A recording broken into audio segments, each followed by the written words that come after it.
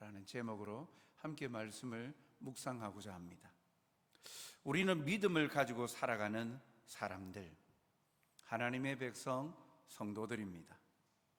과연 그렇다면 예수님을 믿는 자의 삶의 모습은 어떠할까?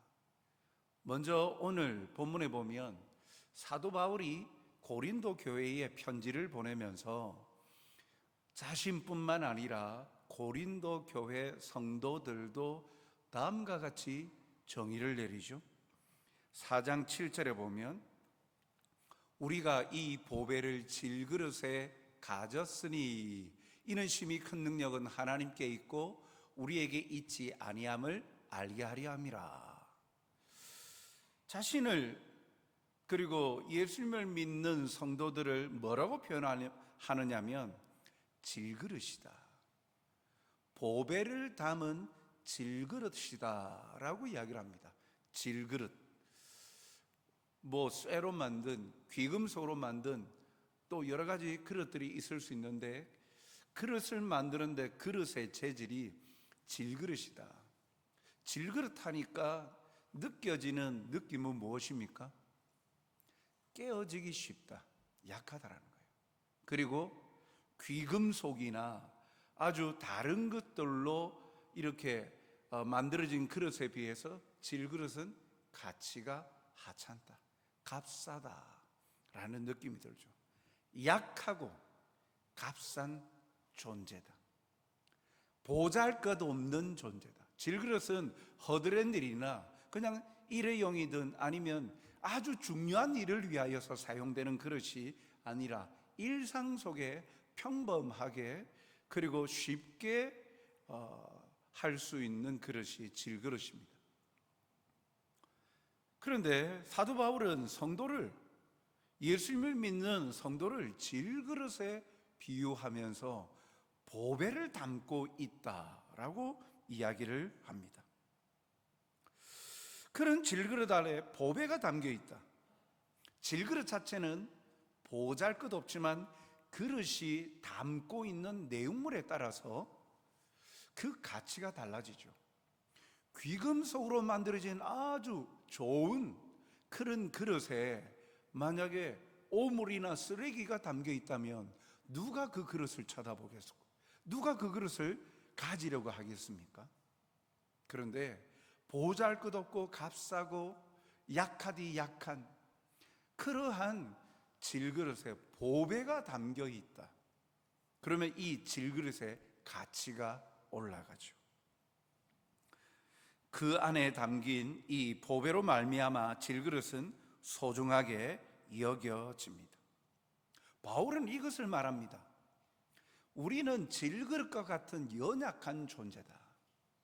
쉽게 깨어지고 넘어질 수 있는 연약한 존재다. 그런데 이런 연약한 존재에 보배를 담고 있다라고 말합니다. 우리 안에 계신 이 예수님으로 인해서 우리는 존귀하게 됩니다. 그래서 여기에 보배라는 건 복음을 가르치죠. 동시에 예수님을 가르치기도 합니다.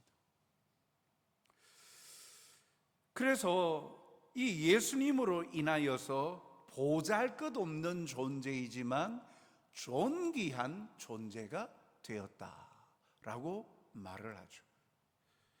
하나님은 우리를 왜 보배를 담은 질그릇이라 말씀할까요? 오늘 7절 하반절에 보면 이는 심히 큰 능력은 하나님께 있고 우리에게 있지 아니함을 알게 하려 함이라. 보배를 담은 질그릇이라.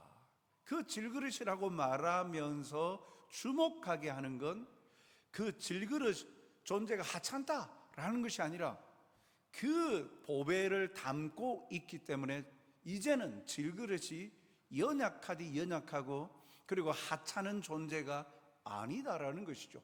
질그릇과 같은 존재의 존귀함과 강력함이 질그릇 자체에서 나오는 것이 아니라 7절 하반절을 다시 비춰주십시오. 그 말씀 속에 이는 하나님의 큰 능력, 심히 큰 능력이 하나님께 있다. 질그릇이지만 그 존재가 가치 있고 보배로운 존재가 되는 건 하나님께로부터 말미암습니다. 하나님께서 능력을 주신다라는 것이죠. 그렇습니다. 비록 사람들과의 관계 속에서 우리 존재가 미미해 보이고 보잘것없는 그러한 보여도 낙심하지 말아야 될 이유는 우리는 보배를 소유함으로 하나님의 크신 능력으로 그 보배를 지키고 살아가는 유의미한 특별한 존재다라는 것이죠. 우리의 진가는 내가 소유하고 있는 환경이 아니라 우리 안에 역사하시는 예수님으로 인하여서 어렵고 힘든 상황에서도 그것을 이겨낼 힘이 있다는 거죠. 내가 뭔가 능력을 갖추었기 때문에 내게 주어진 삶의 인생의 질구를 견뎌낼 수 있어. 그래서 목적지에 도달할 수 있어.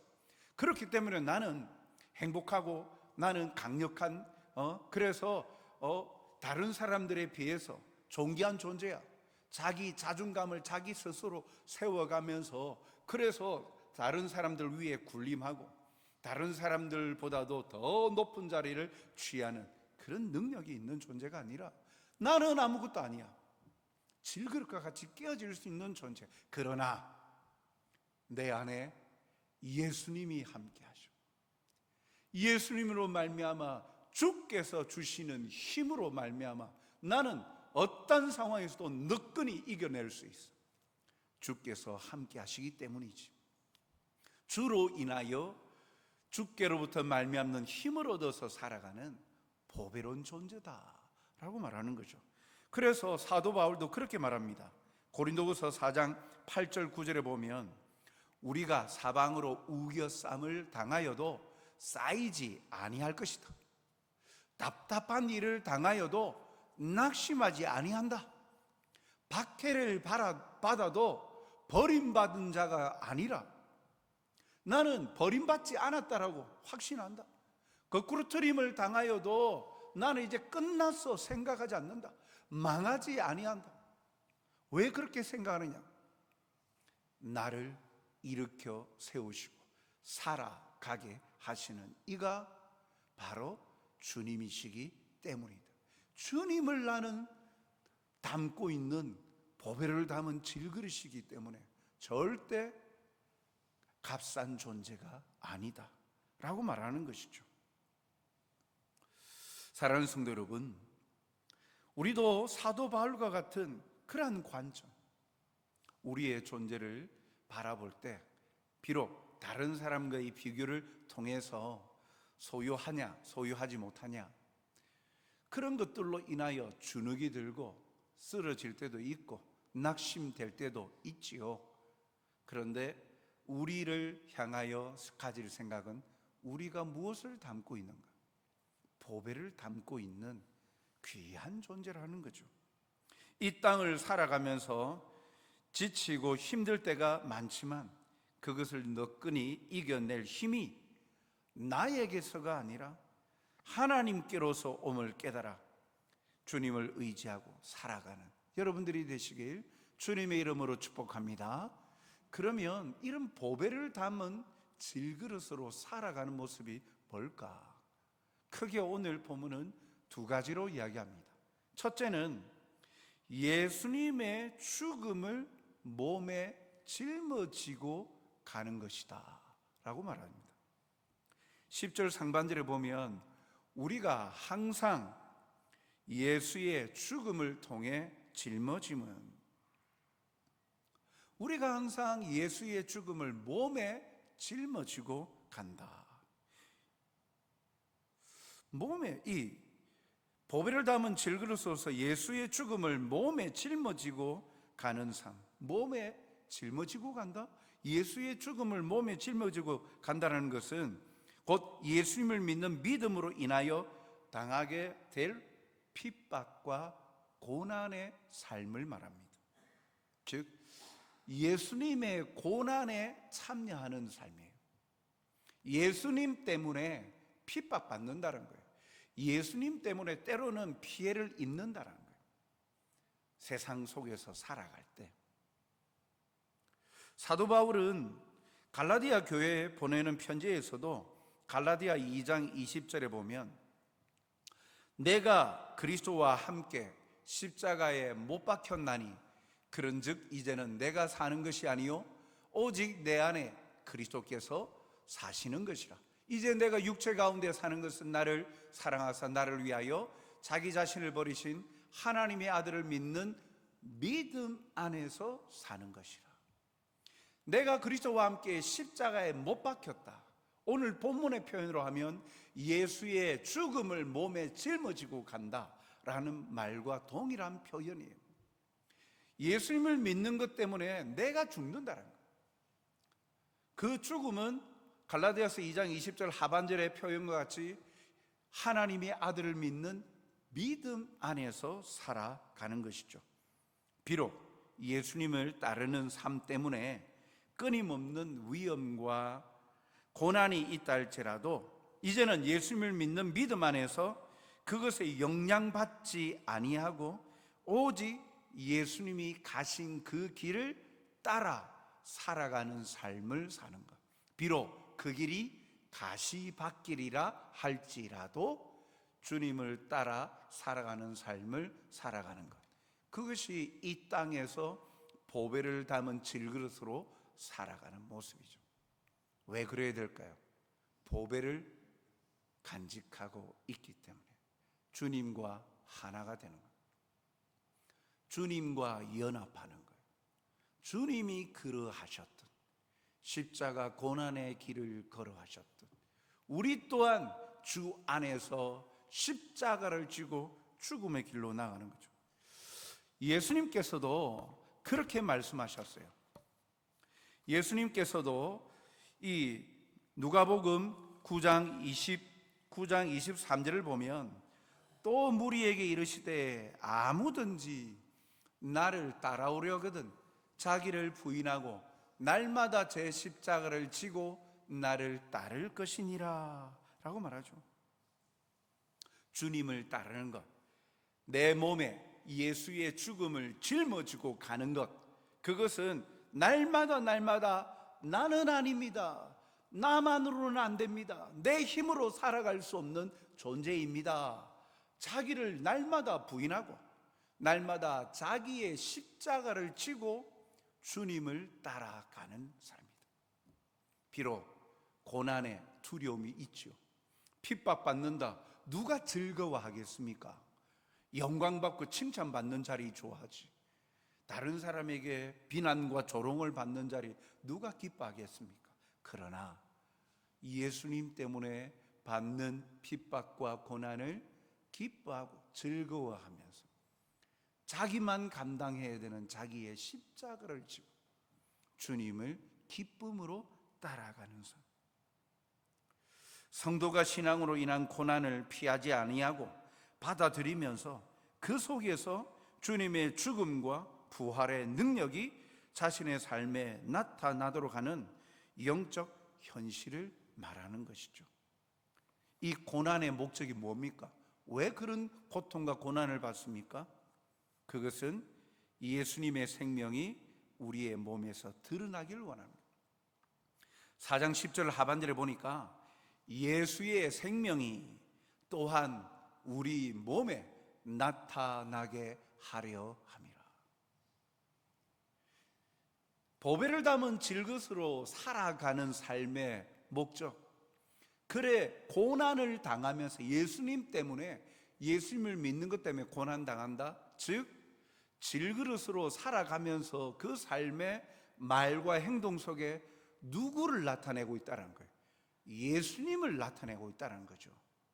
말이나 일이나 다 주 예수님의 이름으로 행하기 때문에 핍박이 들어오는 거죠. 내 행동 속에 예수님 믿는 것 때문에, 그것으로 인하여 받는 핍박. 그러나 오히려 그것이 예수님의 생명이 우리 몸에 나타나게 하렵니다. 한마디로 말하면 예수님이 드러나는 삶을 사는 거예요. 입만 열면 살아계신 예수님의 사랑과 은혜를 나누면서 내가 만난 예수님에 관하여 증거하고 자랑합니다. 입만 열면 예수님이 어떤 분이시고 내 삶 속에 어떻게 역사하시고 나를 만나 주셨는지, 나와 함께 하시는지, 그 함께 하심의 기쁨이 얼마나 영광스러운지, 그것이 얼마나 큰 행복인지 입만 열면 자랑하고 증거하는 거예요. 그것이 예수의 생명이 내 몸에서 나타나는 것을 말하는 것이죠. 그것이 질그릇으로 살아가는 거예요. 그 예수님의 생명이 나타나는 삶, 결국 그것은 예수님의 성품을 닮아가는 삶의 모습으로 귀결됩니다. 고린도후서 4장 11절에 이렇게 말씀하죠. 우리 살아있는 자가 항상 예수를 위하여 죽음에 넘겨짐은 10절을 반복한 내용이기도 합니다. 예수의 생명이 또한 우리 죽을 육체에 나타나게 하려 함이라. 예수님의 고난에 참여함으로 우리 인생에 고통만 남는 것이 아니라 예수의 생명이 나타난다는 건 성도의 성품과 삶이 점진적으로 예수님을 닮아가는 변화의 삶을 말하는 거예요. 이 땅에서 비록 보잘것없어 보여도 보배를 담은 질그릇으로 살아가는 우리의 모습은 결국 주님을 닮아가는 거예요. 주님의 성품을 나타내는 것이죠. 오늘 본문의 표현은 예수의 생명이 나타난다 라고 말씀하고 있는 거예요. 빌립보서 1장 20절 하반절에 보면 살든지 죽든지 내 몸에서 그리스도가 존귀하게 되게 하려 하나니. 성도의 모든 상황 속에서 그리스도의 능력과 영광이 증거되는 것이죠. 따라서 이것은 나중에 우리가 얻게 될 미래의 부활만을 말하는 것이 아니라 현재 일상 속에서 성도가 주를 닮아가며 경험하는 영적인 능력과 그리고 또한 변화의 현실을 말하는 거예요. 어떻게 나타납니까? 어떻게 닮아갑니까? 주님이 기도하시고 기도의 모범을 보이신 대로 우리도 기도의 자리로 나가는 거예요. 기도함으로 번잡한 마음의 위로받는 것으로 끝나지 아니하고 힘을 내는 것을 넘어서 하나님의 일하심과 역사하심을 목도하는 거예요. 경험하는 거예요. 주님이 말씀을 붙들고 주께서 내게 주신 말씀대로 주의 일을 행하는 것이 나의 양식입니다 하면서 하나님의 나라의 복음을 만나는 이들에게 가르치신 것과 같이 우리도 주님을 본받아가는 삶을 살면서 말씀을 붙들고 말씀대로 순종하는 거예요. 그랬더니 신실하신 하나님의 도우심에 은혜를 체험하는 거예요. 예수님을 따랐던 신앙의 인물들, 오늘 오전에 잠깐 나눴던 바울과 실라가 예수님의 복음을 전하는 것 때문에 감옥에 갇혔어요. 낙담하지 않았습니다. 그들은 감옥에 갇혀서 억압받고 자유가 억제되어진 상황 속에서도 그들은 굴하지 아니하고 기도합니다. 그리고 찬송합니다. 그 순간 하나님의 놀라운 은혜가 나타났어. 옥문이 열리죠. 지진과 같죠. 하나님의 기적들이 나타나는 것을 체험하는 거예요. 그들이 그 상황 속에서도 하나님을 앙망하며 찬송한 것 같이 우리 또한 주님을 닮아가면서 찬송할 수 없는, 고백할 수 없는 상황 속에서도 찬송함으로 말미암아 위로와 힘을 공급받는 것이죠. 그래서 찬송의 은혜를 입습니다. 내 고백이, 찬송의 가사가 나의 신앙 고백이 되어집니다. 그리고 기도의 문이 막혀 있다가 찬송을 통하여 기도의 문이 열려지는 것, 그런 것을 경험하는 것. 저도 기도하다가 기도가 막힐 땐 시편 찬송들을 많이 부릅니다. 의도적으로 불러요. 말씀이 적혀 있는 가사가 하나님의 말씀이니까. 그래서 그럴 때는 하나님 앞에 찬송을 하면서 마음속으로 같이 기도합니다. 이 찬송가 가사의 고백이 지금 나의 고백이 되어지고 나의 기도 제목이 오니 응답하여 주시옵소서.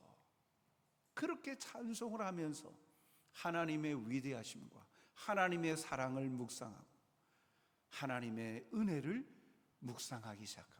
기도의 문들이 열려지기 시작하는 체험하는 거예요. 주님은 끊임없이 하늘을 우러러 기도하시고 습관을 쫓아 기도의 자리로 나아가시고 찬송하시고 고백하십니다.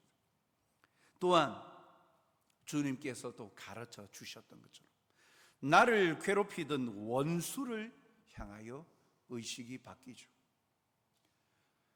예수의 생명이 내 몸에 나타나게 한다. 주님을 본받는 삶에 있어서 원수에 대한 시각이 변화되는 겁니다. 원수를 사랑하라. 내 몸과 같이 사랑하라. 주님의 가르치심을 묵상하면서 주님을 닮아가는 자 성도들은 원수를 사랑하기 위하여 몸부리치며 하나님 앞에 기도하기 시작합니다. 나를 괴롭히는 자 절단되게 해주십시오. 사라지게 해주십시오. 저주가 섞인 기도하기보다 하나님 앞에서 그런 저주와 불평의 원망의 기도는 오히려 나의 영혼을 병들게 만들어버립니다. 주님의 가르치심대로 상식적으로는 내 감정적으로는 그것이 입 밖에서 나오는 그 자체가 굉장히 힘이 들지만 그러나 보배를 담은 질그릇으로 주님을 닮아가는 자로 살아가라 하시니 의지적으로 순종하는 거죠. 그래서 나를 괴롭히던 원수를 안타깝게 여기고 그 영혼을 위하여 저주하지 아니하고 기도합니다. 축복합니다. 그러는 순간 주께서 영혼에 대한 안타까운 마음을 주시기 시작하죠. 그 원수의 모습 속에 하나님 앞에서 살아가는 나의 원수 같은 나의 연약한 모습도 발견하게 됩니다.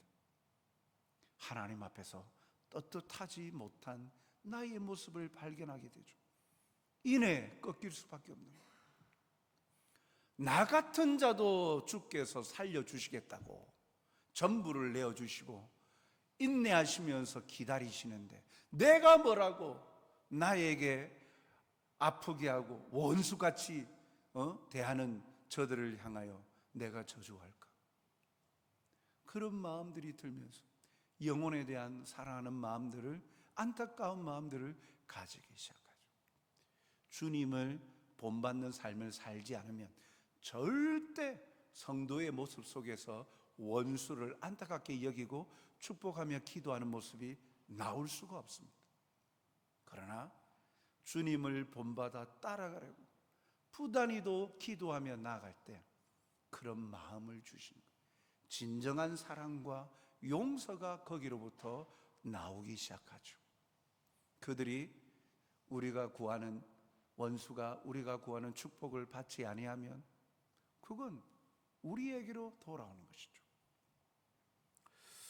사랑하는 성도 여러분, 보배이신 예수님을 닮고 살아가면서 하나님이 주시는 큰 능력을 받고 산다면 우리는 또한 주님을 위해서 고난도 주저하지 않아야 됨을 우리에게 가르쳐 주죠. 예수님의 죽음을 몸에 짊어진 자만이 예수의 생명이 그 몸에서 나타나는 거예요. 예수님의 고난을 함께 참여하고 따르는 자만이 예수님의 영광을 함께 누릴 수 있는 기쁨을 안고 살아간다는 것입니다. 주님을 위한 고난은 외면하고 주님으로부터 은혜의 능력만 받으려고 하는 것은 심히 잘못된 이기적인 생각이죠. 고난은 나는 모르겠습니다. 축복만 해 주십시오. 예수님 믿는 신앙생활 그래도 잘 되라고 믿는 거 아닙니까? 그러니까 나 잘 되게 해주세요. 나에게 좋은 일만 일어나게 해주세요 라고 구하기만 하나님께로부터 은혜만 나에게 임하기만, 하나님의 능력이 나에게 나타나기만 바라는 거. 그런데 정작 주님으로 인하여서 전부를 내어주신 주님의 고난에는 관심도 가지지 않아요. 그러면 그 얻은 영광이 진정한 감사가 되겠습니까? 자기 자랑거리가 되어지죠. 내 신앙 경력에 이런 일을 했어. 내 신앙 경력 속에 이런 일이 내가 체험했어. 자기 체험과 특별한 체험과 능력을 가졌다라고 자기 자신을 자랑하지, 그 어디에도 예수님의 은혜와 사랑을 말하겠습니까? 모습은, 외형은 예수님께 하나님의 은혜를 입었소라고 말하지만 자기의 특별함에 대해서 자랑하는 것일 뿐, 그 어디에도 주님의 깊은 사랑과 은혜를 나누려 하지 않죠. 섬기려 하지 않는 것이에요. 오늘 이 말씀을 통해 우리에게 들려주신, 너희는 질그릇이야, 보잘것없고 연약한 존재란다. 그러나 내가 너희에게, 질그릇 같은 너희에게 보배를 주어서 너희는 이제부터 존귀한 존재야. 보배를 담은 질그릇이야. 누구도 너희를, 그리고 사방에 우겨쌈을 당하여도 넘어지지 아니하고 거꾸로 트림을 당하지 않을 거야. 왜? 그 보배를 담고 있기 때문에, 하나님의 능력이 그곳에서 나타나기 때문이죠. 그리스도인이 된다는 것은 그리스도와 함께, 그리고 그리스도를 위해 고난을 받는 것입니다. 우리는 주님을 위해, 주님과 함께 고난받는 것을 두려워하지 말아야 될 이유가 바로 여기에 있습니다. 그 고난으로 인하여서 끝이 아니라 영광이 우리에게 임하고 하나님의 크신 능력이 나타난다는 것이죠. 오늘도 더워지는 여름철, 여러 가지 이유들로 신앙의 자리에서 하나님을 믿는다 하면서도 그러나 참 변화가 없고, 또 아니면 삶에 그 여러 가지 문제들이 해결 안 받지 못해서 답답한 마음들을 가지고 회의감을 느끼며 사십니까? 그렇다면 오늘 내가 누구인지를 한번 이 말씀 앞에 조명해 보십시다. 우리는 아무것도 할 수 없는 질그릇입니다. 값싼 존재이고 깨질 수밖에 없는 연약한 존재. 그러나 내 안에 보배를 소유하며, 보배를 담으며, 예수 그리스도를 모시며, 내 마음의 중심에, 내 마음의 왕좌에 예수님을 모시고 예수님의 통치와 다스림을 받으며, 그로부터 내 연약한 인생이 하나님의 능력이 나타나는 귀하고 선한 그릇으로 변화되어진다는 것이죠. 체험하게 되어진 그리스도의 영광을 경험하는 자가 된다는 사실 잊지 마시고, 오늘도 주님을 기뻐하며 그렇게 나아가는 저와 여러분이 되시길 주님의 이름으로 축복합니다. 찬송가 317장 우리 함께 같이